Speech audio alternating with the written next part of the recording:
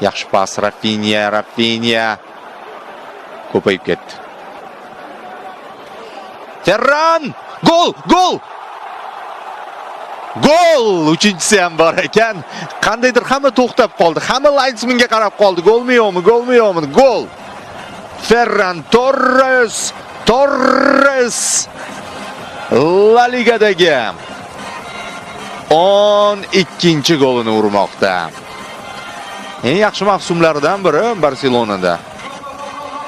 Ferran bu mavsum endi to'g'ri Lewandowskining jarohatlari ham sabab, o'zining intilishi, harakati va sermahsulligi sabab Barsa to'purariga aylandi. Va bu yerda yo'q ofsayd. Top-toza gol. Rashford edi adashmasam uzatma ijro etgan futbolchi. Rashfordda assistlar juda ko'p. Hozir qarayman nechtaligini, lekin juda ko'p. Ferran ham aqlli o'ynadi. Qarang, darvozabon ortida turganini his qildi va sekingina yuqoriga tashlab qo'ydi. Chiroyli kombinatsiya. Juda chiroyli kombinatsiya, ayniqsa shu uzatmaning yumshoqqina amalga oshirilishi, Ferran esa liniyani his etishi.